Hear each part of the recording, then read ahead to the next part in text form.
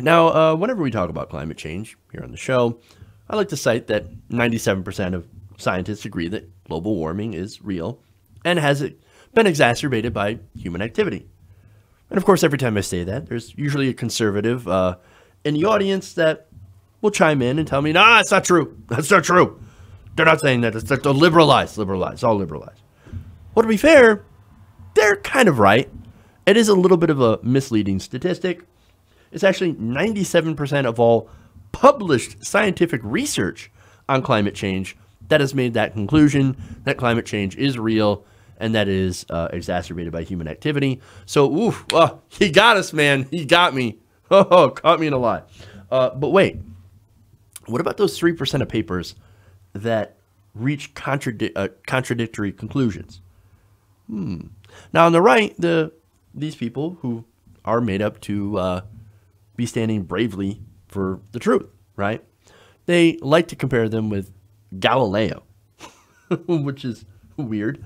And look, he's actually invoked quite a bit by climate deniers, even though a lot of his fellow scientists actually agreed with this conclusion, so it's not at all the same. And it was actually the church and church dogma, church leaders, that actually suppressed science and Galileo. So it's a little ironic. Well, those 3%, like the church, are actually proven wrong. Now, according to a review published in the Journal of Theoretical and Applied Climatology, the researchers that looked into this, that into those 3% of studies, they tried to replicate the results of those 3% of papers. Now, look, that's a common thing in science, right? It's a great way to test scientific theories, and it's actually used extensively in the field to do so, right? Now, science, the whole purpose is to try to disprove things. You come up with an idea, and science tries to prove that it's not true. And when you when you fail to prove that it's not true, usually you prove that it's true. Okay? So, all that. Now, what they found when they reviewed those 3% of papers denying climate change, they found that they were biased and faulty. Interesting. Now, Katharine Hayhoe, who's an atmospheric scientist at Texas Tech University, worked with a team of researchers to look at the 38 papers published in peer-reviewed journals in the last decade that denied anthropogenic global warming. She said that every single one of those analyses had an error in their assumptions, methodology, or analysis, that when corrected, brought the results into line with the scientific consensus. Hayhoe wrote in a Facebook post. One of her authors, Rasmus Benestad, an atmospheric scientist at the Norwegian Meteorological Institute, built the program to test these using the computer language R, which apparently is compatible with every different operating system and every different computer. Now, they use this language to replicate each of the paper's results to try to understand how they reached their conclusions. Benestad's program found that none of the papers had results that were replicable, at least not within the generally accepted science. Now, what kind of errors did they find in these papers to prove that? Well, according to the study, many of these papers ended up cherry-picking results that conveniently supported the conclusion, while ignoring other context and records. There were also some that applied inappropriate curve fitting, in which they would step farther and farther away from the data until the points matched the curve of their choosing. And sometimes those papers just plainly ignored physics altogether. She wrote, or the authors write, in many cases, shortcomings are due to insufficient model evaluation, leading to results that are not universally valid, but rather are an artifact of a particular experimental setup. So why do this, right? Well, there's about 1 million reasons for someone to do those different things, to cherry pick and come up with an experiment to fit your already predetermined results. Well, one of them is, of course, money from fossil fuel companies. That makes sense, right?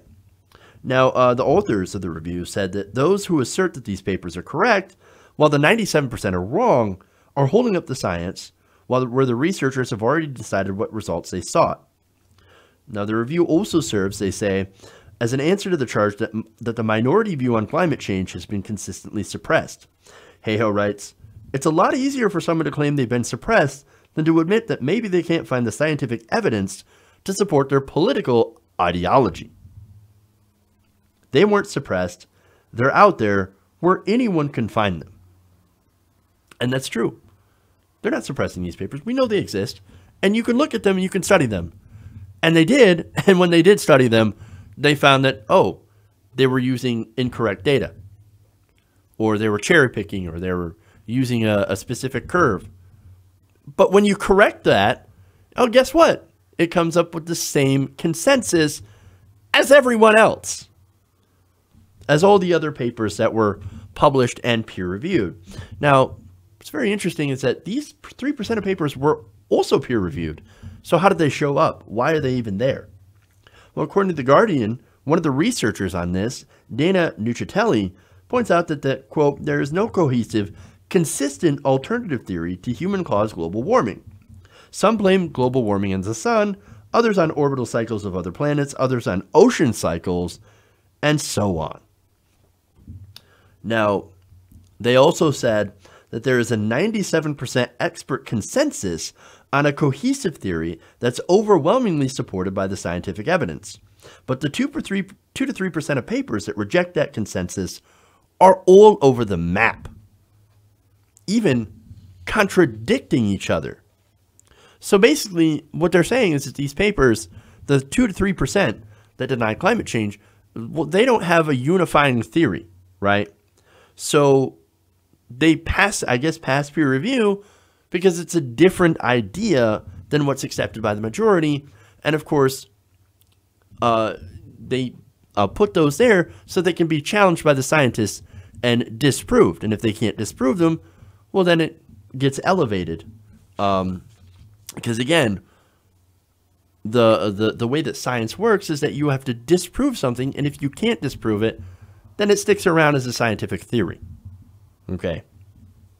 So now, not only that, but Nuccitelli points out that if any of the contrarians were a modern-day Galileo, he would present a theory that's supported by scientific evidence that's not based on methodological errors, which again, these 2 to 3% of papers were based on methodological errors. He says that such a sound theory would convince scientific experts and a consensus would begin to form. That consensus has not formed. So that's another red flag here. And look, there's no consensus because they don't have a unifying alternative theory. What they have is just they're throwing out bullshit.